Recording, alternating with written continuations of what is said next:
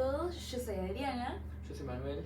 Y bueno, hoy en el video de hoy vamos a explicar un poco lo que sería el examen físico respiratorio, pero más orientado a lo que sería un paciente con una neumonía, ¿sí? Así vemos un poco lo que serían los signos, los síntomas, cuestiones en las que nosotros tendríamos que prestar más atención. Como ustedes ya saben, todas las condiciones previas que hay que tener en cuenta, lo de acondicionar el ambiente, lavarse las manos, explicarle al paciente todo el procedimiento, lo que vamos a realizar, lo que vamos haciendo, si tiene que colaborar con nosotros. Todas esas cosas vamos a ir dejándolas como en obviedad, no las vamos a realizar hoy, y algunas cuestiones como la toma de la temperatura y demás, que la voy a ir realizando Manuel, que vamos a darlas por entendidas y nada más la vamos a mencionar para no ser tan largo el video, pero lo demás lo vamos a ir explicando y vamos a ir mostrando los signos de alerta que nosotros vamos a tener que tener en cuenta para cuando llegue a la consulta un paciente que pueda tener una posible neumonía. Bien, para meternos más de lleno en el tema de neumonía, primero vamos a orientarla dentro de los síndromes, dentro de lo que vendría siendo el síndrome del parénquima pulmonar. Vamos a encontrar un síndrome que se llama síndrome de condensación. Dentro del síndrome de condensación vamos a encontrar diferentes patologías y una de ellas es la neumonía, ¿sí? Bien, la neumonía como tal, digamos, es una inflamación, ¿sí?, de lo que sería una determinada área del parénquima pulmonar consecuente, ¿sí?, a una infección, ¿bien? Esta infección, principalmente puede ser por diferentes etiologías, ¿no? Pero bueno, por ejemplo, de una causa, pueden ser virales o bacterianas. Después vamos a ir mencionando bien igual agentes etiológicos, pero por ejemplo, pueden ser, el Streptococcus pneumoniae, Staphylococcus aureus, y bueno, demás.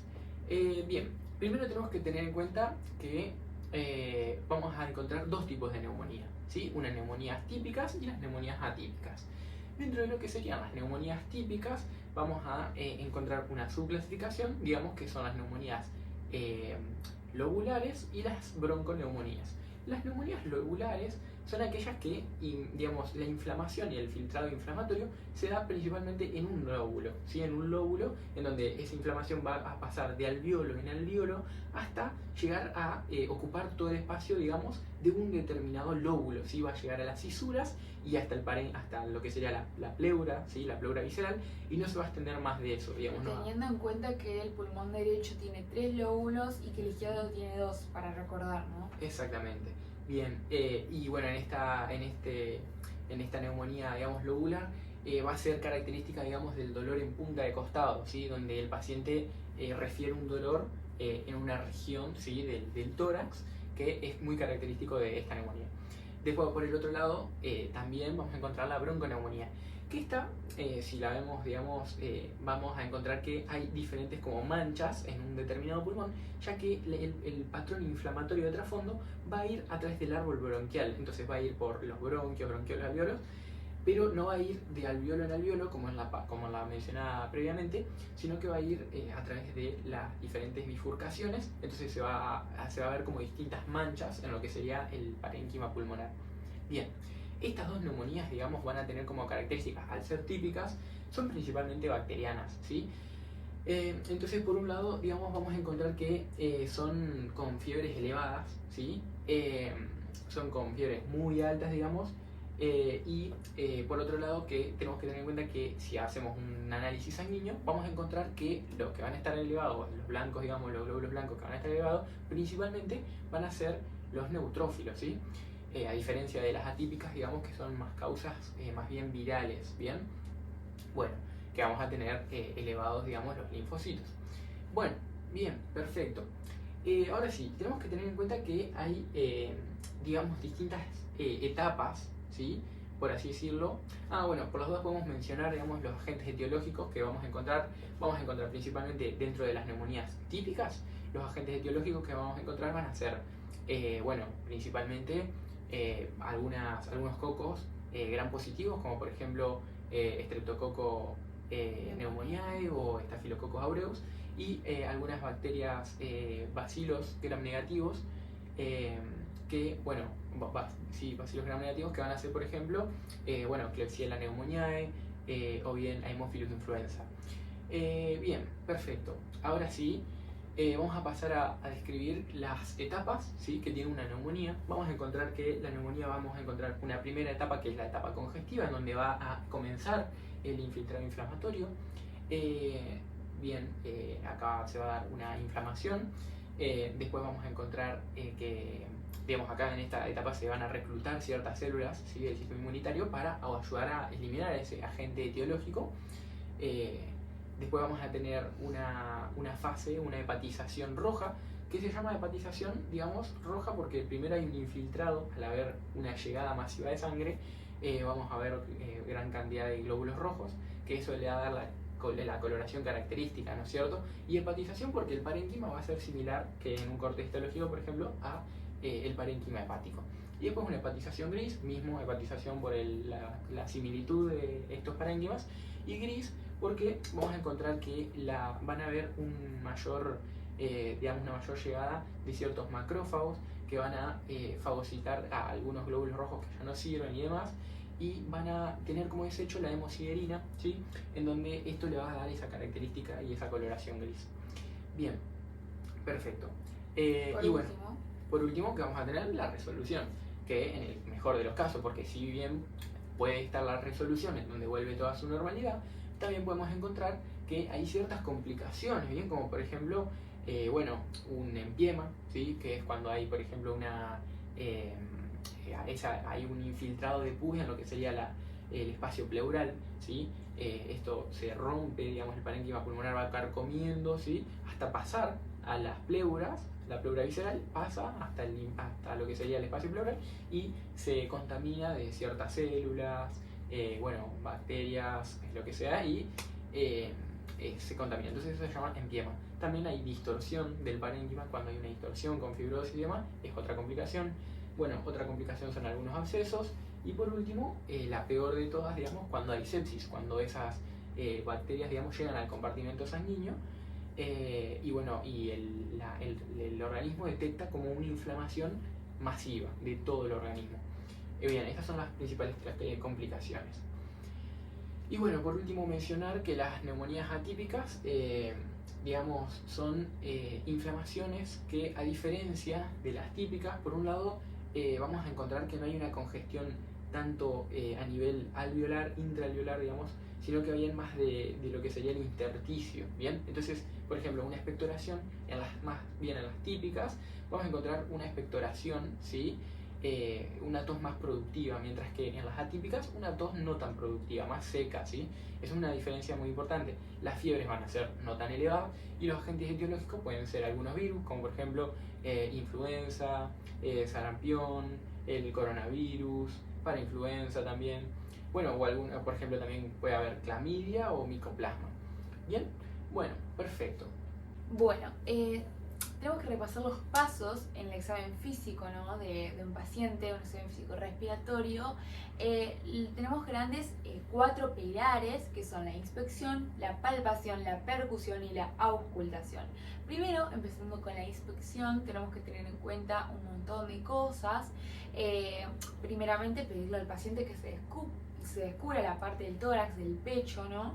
Si no le molesta, si no tiene ningún inconveniente, que se siente en la camilla y vemos la distribución del vello, la simetría, si hay algún bulto o tumor a simple vista que nosotros podamos detectar, la coloración, que sea normo-coloreado, la respiración, si está utilizando algún tipo de músculo accesorio o tiene signos de dificultad respiratoria, como puede ser el tiraje o el aleteo nasal.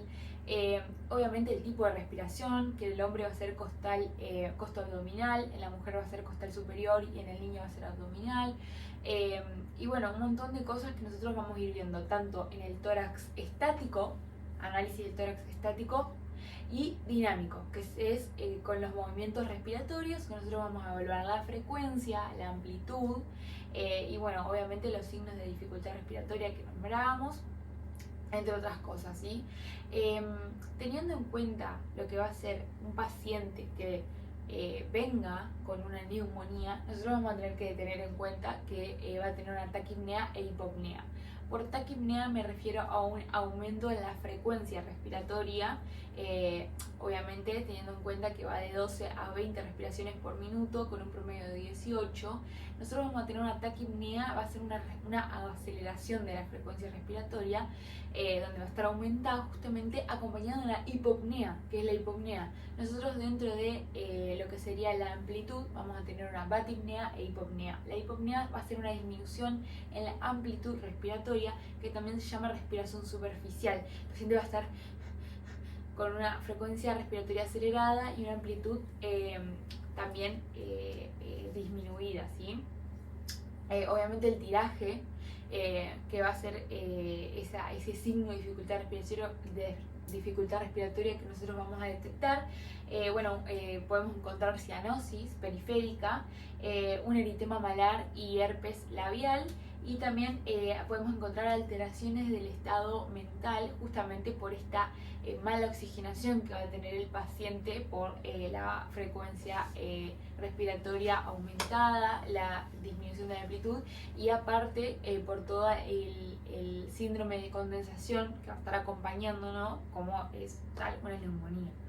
Bien, ahora vamos a pasar a la parte demostrativa de lo que sería el examen físico, donde una vez realizada la inspección vamos a continuar a la palpación, en donde le vamos a pedir al paciente que retire, digamos, su remera o algo que esté cubriendo, y vamos a pasar a la palpación, como mencionamos. Entonces primero levemente entibiamos nuestras manos y vamos a palpar primeramente la temperatura corporal, ¿sí? En este caso, la temperatura corporal, como es en el caso, digamos, de las neumonías, si el paciente está en este momento, vamos a encontrar que va a haber un leve aumento de la temperatura corporal. ¿Por qué? Porque vamos a encontrar que va a estar con fiebre. Por eso le debemos tomar los signos y, la frecuencia respiratoria, la frecuencia cardíaca, la temperatura, la presión arterial. Todo eso debemos tomarles previamente a realizar el examen físico.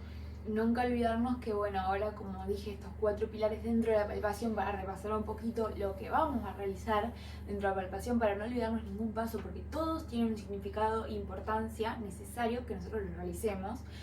Va a ser, bueno, como dijo mi compañero recién, la palpación de la temperatura, obviamente en la región torácica, y nunca olvidar las regiones. Nosotros vamos a tener la región anterior, los vértices, los laterales y la región posterior, con todas sus líneas que dividen, los cuadrantes, todas esas cosas son súper importantes.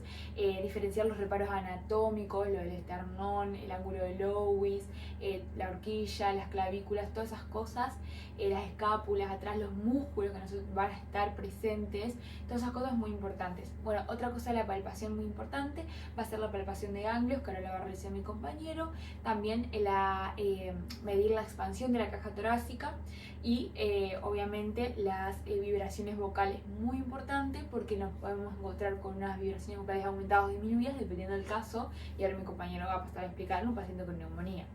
Bien, importantísimo aclarar también que en lo que vendría siendo la anamnesis del paciente vamos a encontrar y vamos a tener que realizar distintas preguntas, ¿sí? Como por ejemplo si ha tenido fiebre, que bueno, generalmente son fiebres remitentes, que son generalmente mayores a 38 grados. Que no retornan a los valores normales durante cada día de fiebre. Exactamente.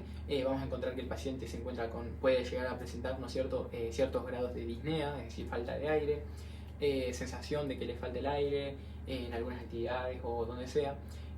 También vamos a encontrar que va a tener tos con una expectoración herrumbrosa, ¿sí? Que sería purulenta con sangre. Dependiendo si es típica o atípica la neumonía, como ya mencionamos previamente. El previamente mencionado dolor en punta de costado. Y esas van a ser las principales manifestaciones que nosotros debemos hacer hincapié. Si tiene cianosis, si no, si se ve azul. Bueno, pero eso también lo vamos a inspeccionar nosotros. Bien, ahora vamos a pasar a evaluar la expansión de la caja torácica. Bien, por favor inspire. Bien, expire. Bien. Lo evaluamos tanto en las bases como en los vértices. Exactamente, vamos a pasar a los vértices. Inspire. Expire. Bien, tanto de anterior como de posterior. No. Ah, no. Bien, inspire. Bien, expire. Nuevamente, por favor. Muy bien. Bien, en este caso van a estar disminuidas, ¿sí? La el expansión. lado comprometido, digamos. Exactamente. Porque obviamente no va a poder expandir correctamente el pulmón, ya no va a tener la misma elasticidad, va a estar disminuido por el síndrome de condensación que se encuentra presente. La taquipnea y hipopnea, nunca olviden eso. Además, le va a dificultar cuando el médico le pide al paciente que inspire profundamente para realizar la maniobra, que colabore con el médico para realizar lo que tenga que hacer en el examen físico, le va a costar, no va a poder, y eso ya es un signo de que le está costando, de que tiene una dificultad que no hay que dejar pasar. Bien, perfecto. Ahora vamos a pasar a palpar los ganglios. Vamos a tener los ganglios supraclaviculares. Bien, palpamos los ganglios supraclaviculares, infraclaviculares. De forma comparativa, ¿no? Exactamente. Bien. Los paraesternales. Y los axilares, pidiéndole al paciente que coloque su brazo sobre el nuestro. Los anteriores, posteriores y profundos. De ambos lados, ¿sí? Sí, ambos lados. A Bien. esto para detectar a ver si hay alguna adenopatía que nosotros podamos darnos cuenta, si están inflamados los ganglios linfáticos por alguna cuestión. Esto nos va a dar un indicio de algo, si hay alguna patología o una inflamación. Exacto. Bien, y por último en la palpación vamos a tener que palpar las vibraciones de las cuerdas vocales, ¿sí? Entonces para eso le vamos a pedir al paciente, vamos a colocar nuestra mano, puede ser con la palma apoyada o bien sobre el dorso. El dorso cubital, digamos, de la mano. Exacto, y le vamos a pedir al paciente que diga la palabra 33. 33. Y vamos con palma. 33. Otra vez. 33.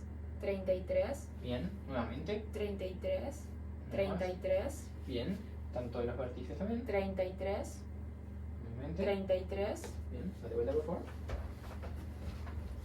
Bien. 33. 33.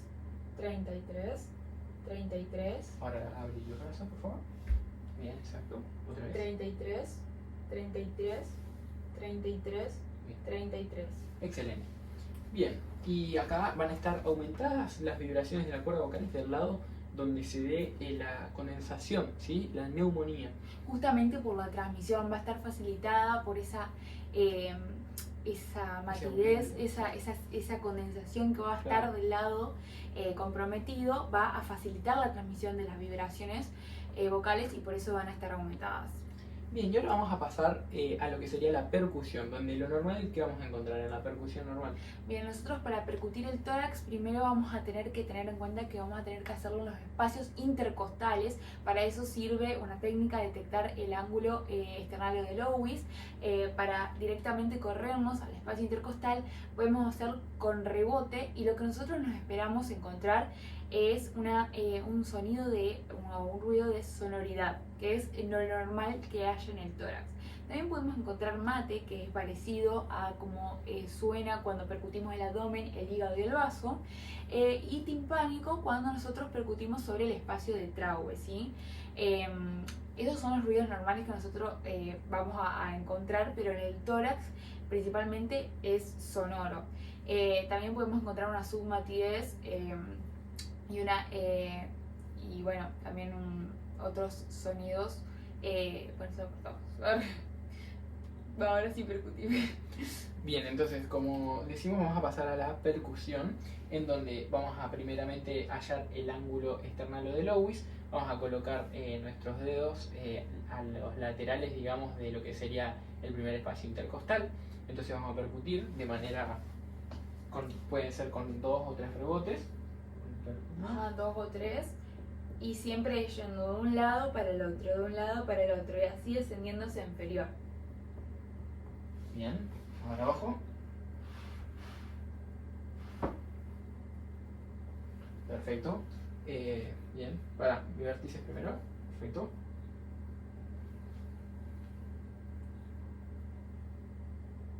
Perfecto, ahora sí, laterales.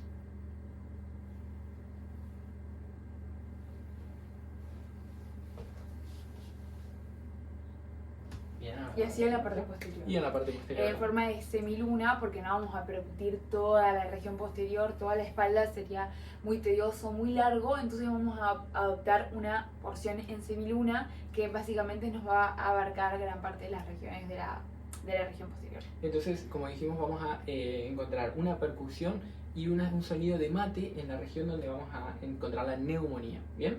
Perfecto. Ahora vamos a pasar a lo que sería la auscultación, ¿sí? Para eso, primero vamos a explicar los ruidos y los hallazgos normales. ¿Quieres explicarlos? Bien, lo que sería la auscultación, nosotros primero vamos a calentar la membrana de la campana del estetoscopio. Vamos a indicarle al paciente cómo tiene que respirar, lo tiene que hacer con la boca abierta, de manera profunda. También tenemos que informarle que puede ser un procedimiento que puede llegar a marearlo por la forma de la respiración y que si fuese el caso tendría que avisarle al médico para que así frenar el procedimiento, esperar a que recupere el estado y continuar, ¿sí? Eso siempre informarle al paciente todo lo que vamos a hacer y todo lo que tiene que hacer para colaborar con nosotros. Bien, básicamente vamos a ir ocultando los puntos, ¿sí? De manera no simultáneamente, vamos a ir paso por paso, ¿sí? Pero yendo de un lado hacia el otro en cada región, nunca olvidarnos de los vértices, los laterales, la región posterior, y vamos a encontrar 3 sonidos que son fisiológicos, que son normales, que nosotros vamos a escuchar. Uno de ellos es el soplo laringotraqueal, que nosotros lo vamos a encontrar, vamos a apoyar la membrana del estetoscopio sobre la tráquea en la región anterior del cuello, y el ruido que vamos a escuchar va a ser el aire que pasa, las turbulencias del aire que pasa a través de la vía aérea. Otro sonido que vamos a encontrar va a ser el murmullo vesicular, que básicamente se va a estar dado por millones de alvéolos que forman el parénquima, ¿no? Funcional pulmonar, distendiéndose por la entrada de aire y justamente que se produce el proceso de hematosis, ¿no? De intercambio gaseoso. Vamos a escucharlo más que nada en donde el pulmón tenga más contacto con lo que serían las paredes del tórax, la pared torácica. Básicamente en toda la región del tórax vamos a poder escuchar un murmullo vesicular, pero más que nada en las bases, ¿sí? En la región posterior vamos a llegar a detectarlo con mayor facilidad. Y por último, el tercer ruido fisiológico, vamos a tener la respiración broncovesicular, que más que nada la vamos a escuchar en esta región, también en la región posterior interescapular, en la región de las vértebras torácicas, que básicamente va a ser esta relación que existe entre el soplo laringotraqueal y el murmullo vesicular. Esos son ruidos normales. Podemos tener en alteraciones un aumento, una disminución de estos, o también ruidos agregados, que esos son ruidos patológicos que normalmente, fisiológicamente, no se deben escuchar. Y dentro de estos tenemos 3 grandes grupos que van a ser las sibilancias, los roncus, los estertores, que dentro de los estertores vamos a tener los crepitantes, mucha tensión, y por último el frote pleural. Algunos van a predominar en la inspiración, otros en la expiración, y van a tener sus determinadas características.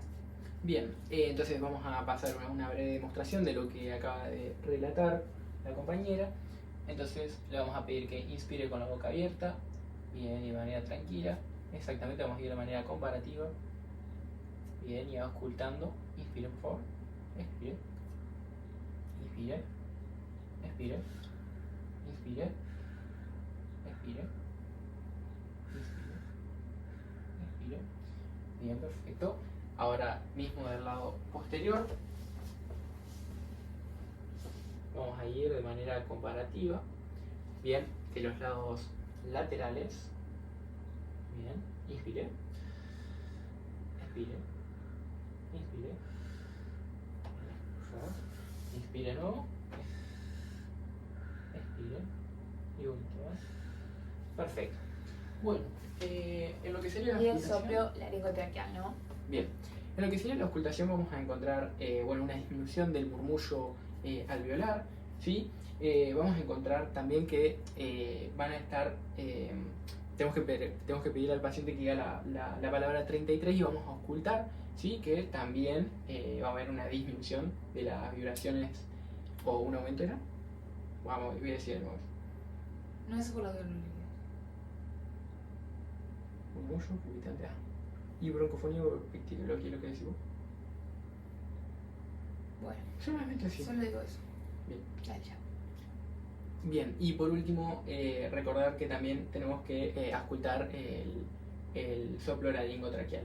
Bien, los hallazgos que vamos a encontrar en un paciente con neumonía, principalmente tenemos que tener en cuenta que va a haber una disminución del murmullo vesicular, ¿sí? Y por otro lado, ruidos patológicos como son los crepitantes, en lo que serían las neumonías típicas principalmente, ¿no?